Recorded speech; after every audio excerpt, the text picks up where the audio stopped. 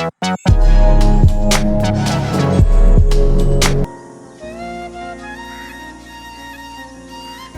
दोस्त एक आखी गाना सुना ना। ठीक हो भाई, सुनाओ तानी। सुनावा सुनावा सुना भाई सुना। चले आवा सुनाओ तानी। चला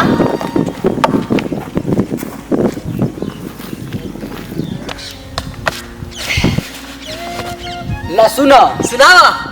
अरे दिल तो पागल है, दिल दीवाना है। वाह, वाह, वाह। अरे दिल तो पागल है, दिल दीवाना है।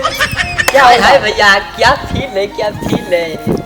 अरे भाई तेने क्या कहता हूँ भाई, सुनते गाना। लो तब सुनो। हाँ सुनावा। दिल दीवाना धर के लागल जानू प्यार में, जब से बांधे लगलू ओढ़नी तू दार में। दिल दीवाना भइल जानू तोहरा प्यार में, आ जब से ओढ़नी बांधे लगलू कमरदार में। जियो रे जियो हवलदार भाई, तुम बहुत हैवी सुपर गाना भाई तू गईले बाड़ा। हमारे हवलदारवा बेटा के पता नहीं हो चलत ए घड़ी कहाँ रहत बा। चली तनी पता करी कहाँ बा। चलो तो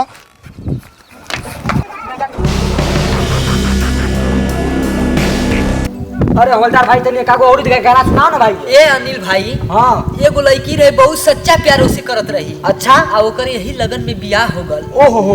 आ लड़किया एगो गाना सुनौले रहे आ लिख के भेजले रहे पन्ना पर। और कौन गाना हो? आ ओकर गनवा भई तक हमके याद हो। अच्छा। ऐसे ही गावत रहे। अरे महरवा में ही औरवा नजरवा जनी ओइया, अरे बहे लागी असुआ से लो।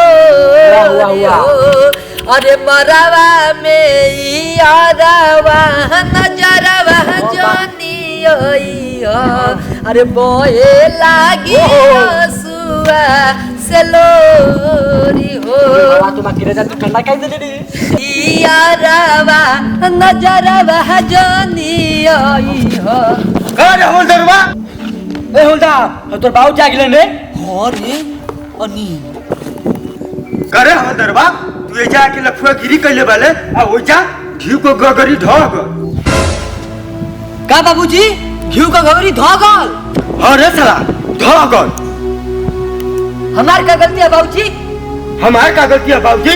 हां हमार का गलती है। हां चल हेरा झगड़ुआ के लइका संग बिगड़ गेले।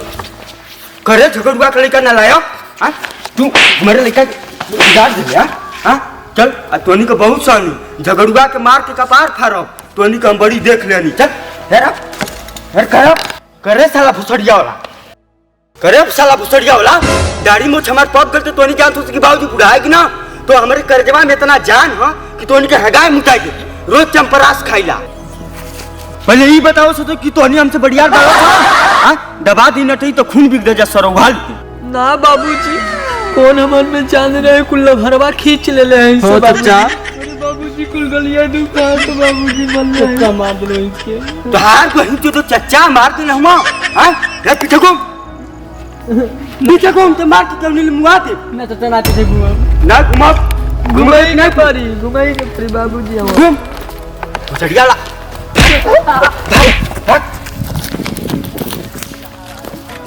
भाग चले कैसे आनी सुधरिया सा। हाँ ये कह दिया झगड़ुआ के मुआई और ओकर लइका के तब सुधरी। हमें लइका के संखलुए बा ओके मुआ दे तब ओकर लइका भीख मांगी। आवा तानी झगड़ू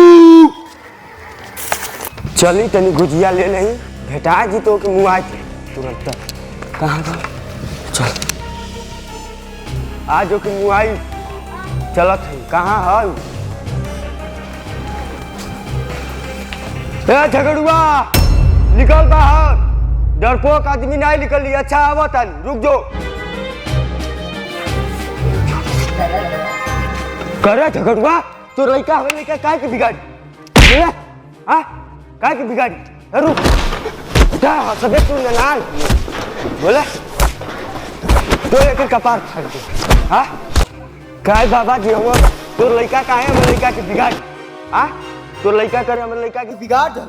हाँ काहे गरमा थई काहे नहीं गरमाई।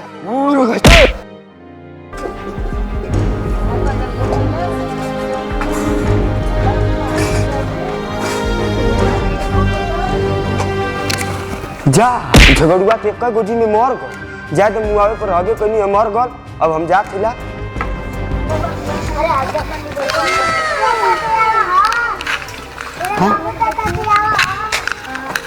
हाय हो बाबू, हाय हो खून।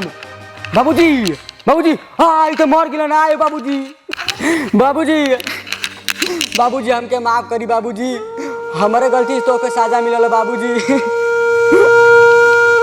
ए बाबूजी, सरवा के मुंह ना छोड़ो, ओके मार के मुंह आई। हमारे बाबूजी के मुंह आज बस हमें एक ले बचली। का बोलो नील? तोर बाप हमारे बाबूजी के मार दिल से। आय वो चाचा तो मर गई ना। ए बाबूजी, अब होलदार तू तो नाथ हो गई बाबा नील। तू का नाथ करवाई। तोर बार तोर बपवा का हम गोली बबुआ बढ़िया रह। हम लाख बढ़िया है कि गोली लिया के मारबो के। चला हमर बाबूजी के मार दू आ चाचा। हाय बाबूजी, चाचा ओ चाचा। बाबूजी चल गिलो चाचा। जाएगा ना बाबूजी। रो मत। मत मत तू यहाँ से। ए नील, अरे रो मत, चल चाचा का संस्कार दास संतरा कर दोगे। आप क्यों रहा हमर संगे रही मत सुती। बाबूजी छोड़ के तो चल गिलन। चाचा रात रात खैनियो देत रहा। मैं चल तुम खैनी की बीमारी दिले। हाँ देख तोर बाबू हमर बाबू के मार दिले हन, हम तोर बाबू खत्म करब। लिया कुछ गोली मारब ओके। पहले काम की दिया बिता लही। चलो नील चल भाई, जाना मत। घर उठा तोर बाप के काटब हम। जाने वाला।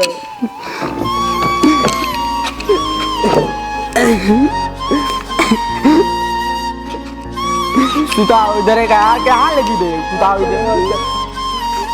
हेलो गाइस, इस वीडियो को बनाने में बहुत ज्यादा मेहनत लगा है, इसलिए इस वीडियो को लाइक कीजिए और सब्सक्राइब कीजिए और अपने दोस्तों में शेयर कीजिए कि हमारा वीडियो हमेशा पहुंचते रहे आप लोग। कमेंट में लिख कर बताइए कि आप लोग का वीडियो कैसा चाहिए। जी बिल्कुल, लाइक सब्सक्राइब शेयर कीजिए और कोई राय है, कोई सजेशन देना चाहते हैं तो कमेंट में जरूर बताएं। गाइस ये भाई लोग बहुत ज्यादा मेहनत कर रहे हैं, इसलिए आप लोग लाइक सब्सक्राइब करके सपोर्ट तो कीजिए यार, सपोर्ट कीजिए। जल्दी मिलते हैं एक नया धमाकेदार वीडियो के साथ।